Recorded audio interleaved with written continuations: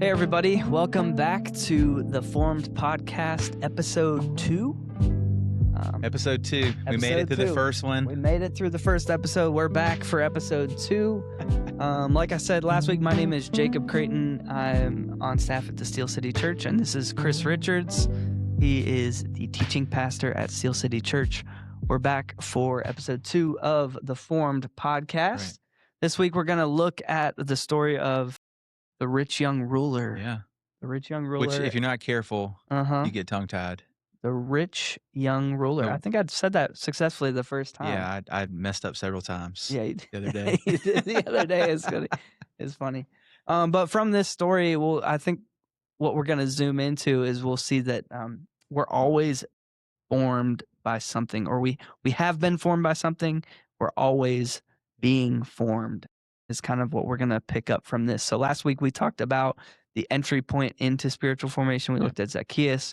This week we're looking at the rich young ruler and seeing how we have been formed and are being formed. Yeah. So speaking of being formed, we're in the dead of winter here in Pittsburgh. Oof, we're like a couple. It feels like we're months into this at this point. Yeah. And so it's just been bitter cold for the past few months. This morning, I was walking out to my car. It's 19 degrees right now. I was just listening to the radio. They said real feel is 2 degrees. Yeah. But I feel formed in this Pittsburgh winter. I feel formed in this Pittsburgh winter.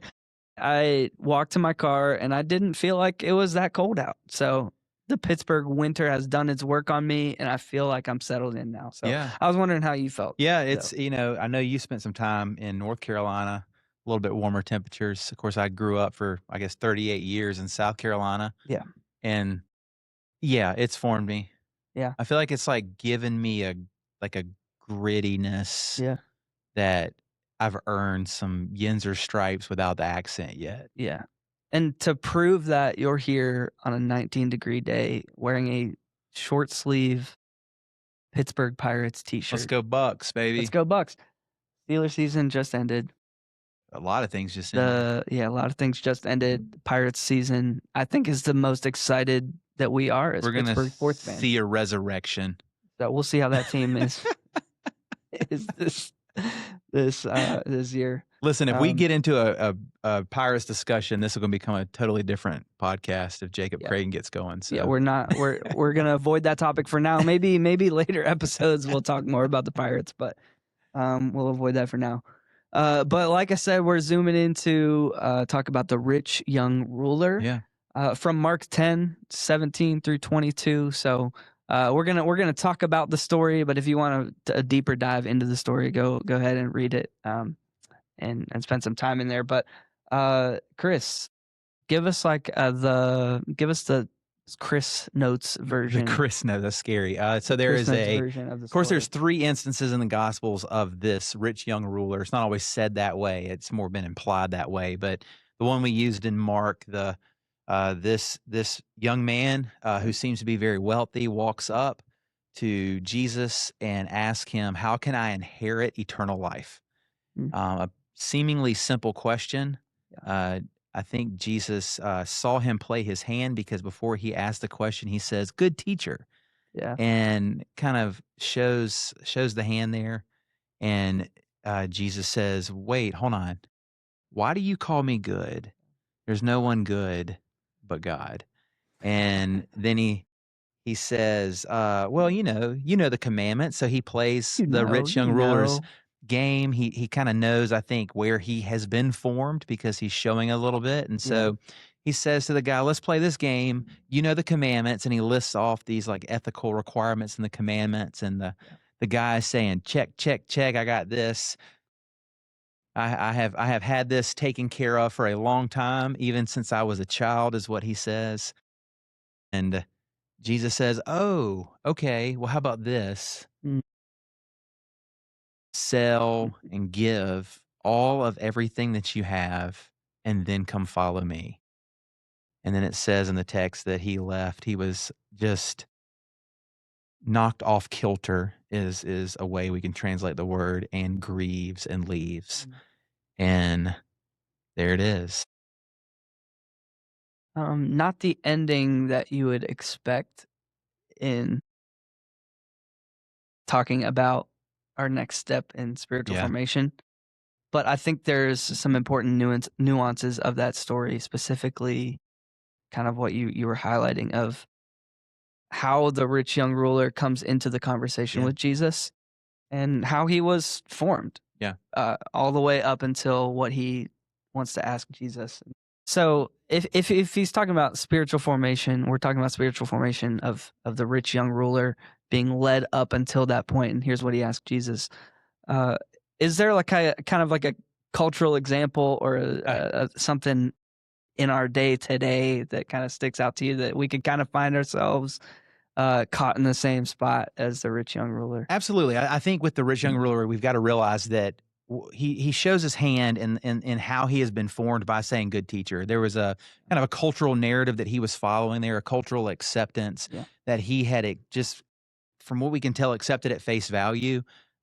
He it was the reality that your goodness was related, or your possessions, your wealth, your health, whatever was related directly to your goodness. yeah, And so there was an accepted, like, cultural narrative there that he was like, "Yeah, sounds right." yeah, And so let me follow this and run it as long as I possibly can. And yeah, so when he comes to Jesus and he says, "Can I inherit eternal life?" I don't think he was actually bargaining for what Jesus was gonna say to him. yeah. I No, he think he was wasn't. expecting Jesus just to Mm-mm. follow blindly the cultural narrative that he'd always had. Yeah, And I think it's easy for us to be like, "Well, I'm not formed by anything. I have agency myself. yeah, Nothing forms me.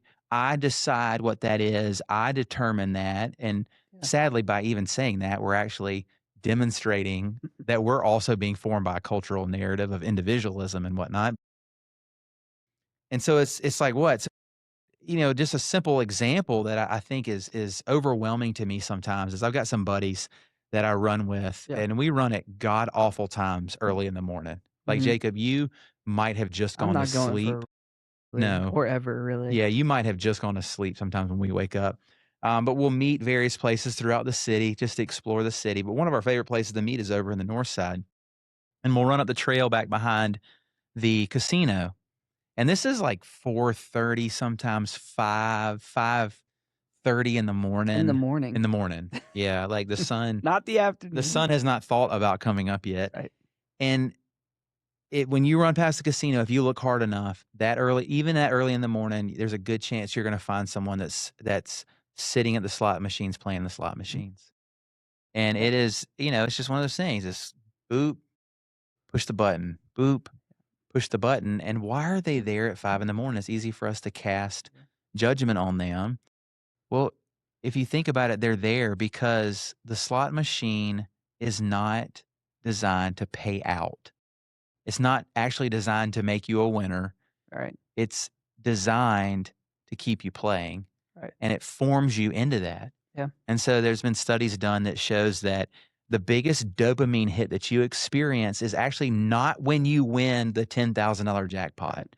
Yeah, which just sounds great. It yeah, sounds like that's what you're going for. sounds like it is. But the biggest dopamine hit that you actually get is when you almost win. It's when, as I said the other day, it's when the items line up, 2 of them line up, and that 3rd one's coming, and it is almost there, and, ah! Yeah, And they said that there's even studies showing that someone else in the casino gets a dopamine hit when other people almost win, yeah, and they're like, "Ah! yeah. Oh, I know I can get I it can't now. believe it. It's my It's so time." close. And so we keep playing, and Yeah, they keep playing, and they keep playing, and what they don't realize is yeah, they're being formed to yeah, do that. If they thought they had agency, they jumped into this, and now it's just almost like an yeah, automaton. Boop, push the button. yeah, yeah. I see that just in the rich young ruler. Like he comes to the conversation, he's got like all of this stuff, all of these maybe achievements and Yep. wealth built up. He feels like he's got everything. He's just like And he's the just religious one boxes are question. checked Yeah. too. The Yeah. religious boxes are checked too. And he's just one like, man, if Jesus could answer this for me, like, hey, what must I do to Mhm. inherit eternal life? Yeah. I feel like I'm pretty close. Yep. He's even like kind of calling himself good, Yeah. thus calling himself God. Yeah. And so, man, what must I do to inherit eternal life? But this is that, like you said, where Jesus just flips it on its head of like, actually, go ahead and go sell everything. Yeah.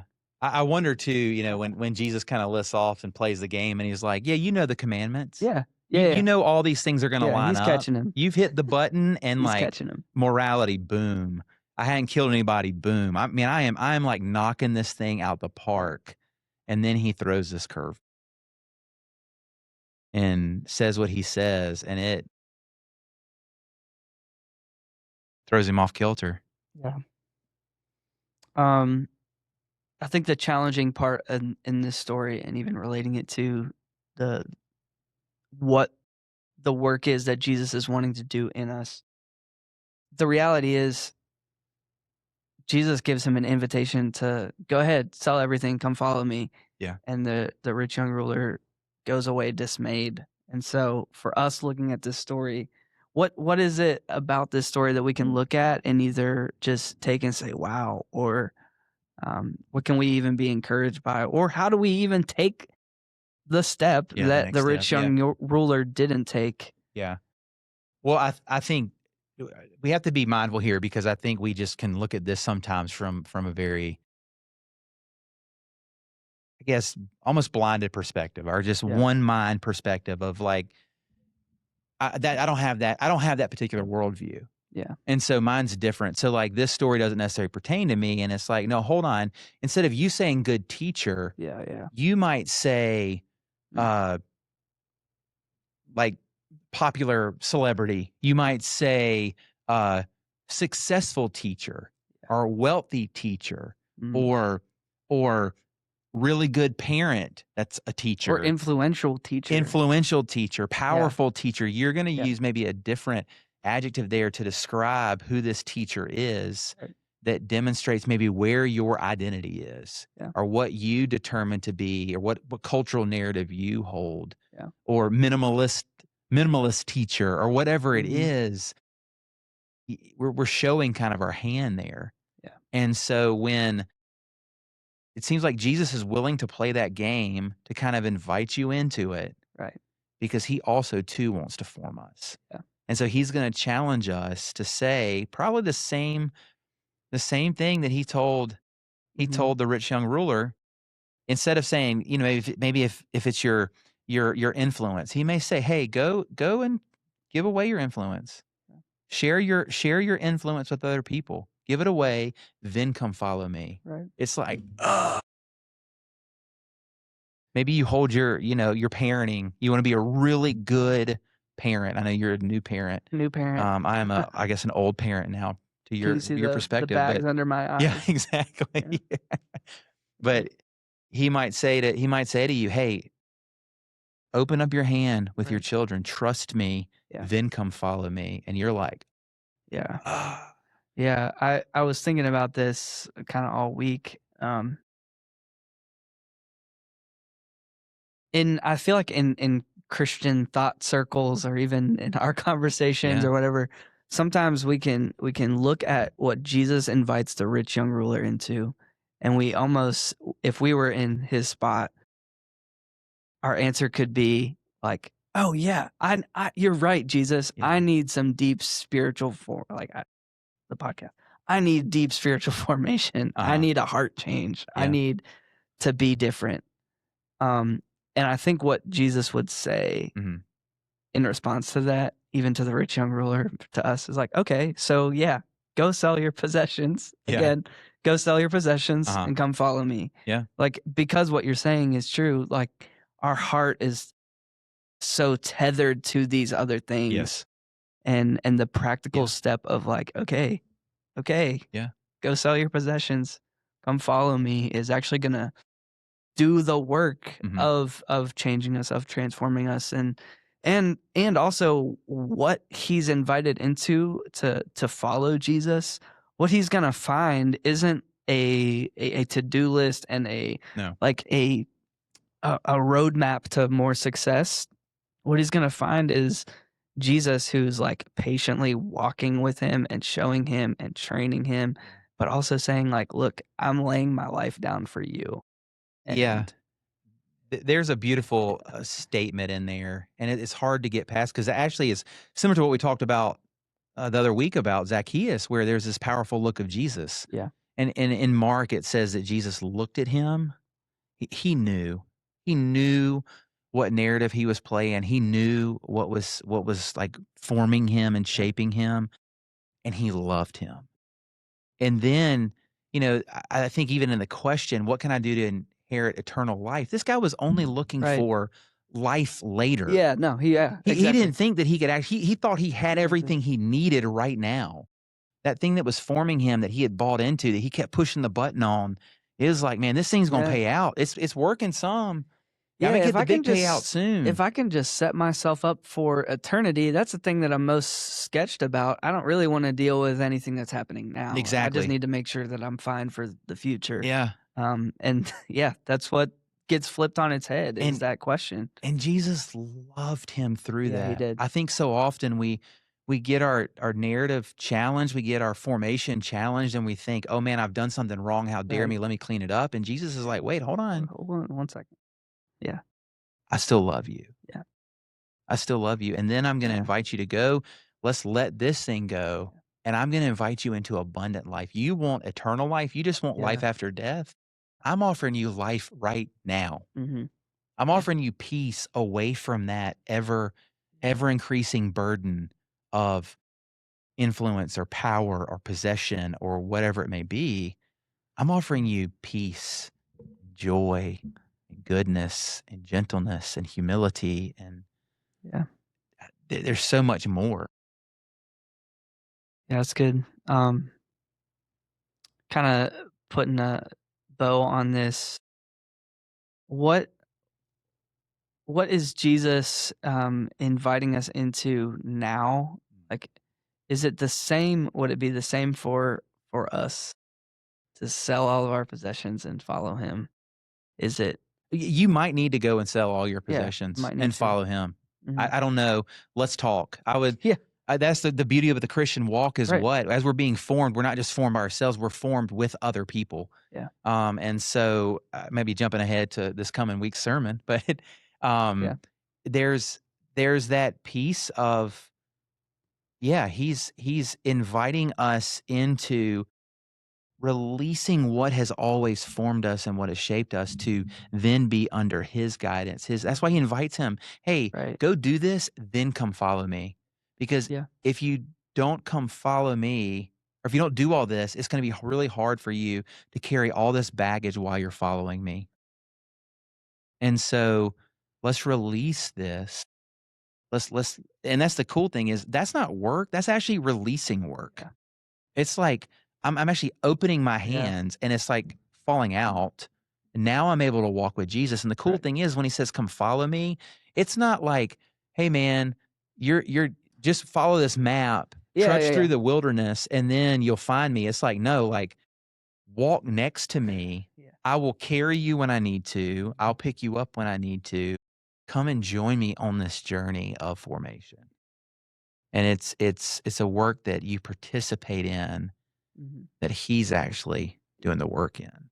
Yeah, and it's a journey that's, yeah, not necessarily filled with duty and performance, No, it's filled with grace and love and, uh, yeah, just seeing the work that Jesus is doing in you along the way, exactly. that we can't do ourselves. No. Well, and I Um, think too, that's why I struggle to think it's just a like tangible go sell your possessions. I think there's more to it because yeah, some people want the minimalist lifestyle. right, right, Well, they need to be formed too, right? yeah, So is it just about possessions? mhm.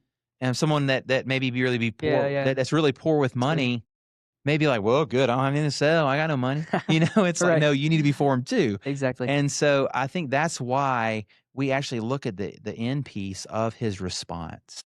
And I think that's a hard part for us to swallow. Like, this was not a hero's journey here. This was actually this did not go well. He was he was devastated by the demand. Yeah. He was like, "Oh, no. Wait. Really? No, that can't be right, Jesus. Yeah. I have to give I have to give up that thing all of up?" it because it's so good. It Yeah. feels so good to him in the moment that it's incomprehensible to give up. Yeah. And yeah. I mean, it says he grieved. There was deep sorrow. It essentially kinda blew this guy's mind that this was a request. I could have followed those laws, those tangible things forever. I could have just been a good person. I could have just Um, done these, but and it's you wanna telling give that he didn't get the answer that he thought he was going to get. Yeah. He thought it was just a moral game, whereas and I think that's where we are a lot of times. It's That's like, where yeah, we I are. can Yeah. be influential, but I'll just do it for good. Yeah. And it's like that might be okay. Yeah. But he's like, "But are you willing to, like, drop this thing off Mm-hmm. and fully come and follow me, walk with me Yeah. as I walk with you, and probably walk with other people?" Yeah. I mean, I just wonder how many times we ask the same question of like, well, Jesus, what must I do to inherit eternal life? Mhm. Like, what else do I got to do to make sure that it's all right Mhm. when the time comes? But the life that we miss now Ugh, yeah. is so great. Well, I think that's one of the So things that's most humbling, and I just want y'all to hear this is, yes, I am a pastor of a church. yeah. This thing has rocked me. It's even me within being a pastor, like, what are those desires that I have, those formational things that I have where I've gotta be a powerful leader, I've gotta be Yeah. a powerful speaker, I've gotta be Yeah. a influential this. You got to be a podcaster. Yeah, I gotta be a podcaster. I will give this up, okay? I would go follow Jesus. There's something Keller says our heart is our idol factories. I guess he Mm, quotes somebody and I can't remember who it is. But man, there is forever, ever something I've got to go back to the feet of Jesus and say, man, yeah. oh, I've got to give this away so I Yeah. can continue to follow Jesus. Knowing that he looks at me, even in the midst of my selfishness, even in the midst of my maybe being jealous about something or envious about something or angry about something, whatever it may be, he still looks at me and loves me Hmm. and invites me into Yeah. following him. Yeah. So this isn't just for someone who Yeah. doesn't know Jesus. Right. This is for It's for all of all of us. us. And That's why he's shaping and forming us constantly. He peels back one layer, mhm. there's another one to peel back. That's the glorious work of the Christian faith. Being formed never And stops. it's okay. Yeah, It's it's it's gonna totally be okay. it's gonna be better. Welcome to the club. Yeah, that's so good. Excited to just continue in this series. Yeah, it's been fun. I'll admit this has been fun. Yeah. So thanks for joining us. We'll see you next Yeah. time.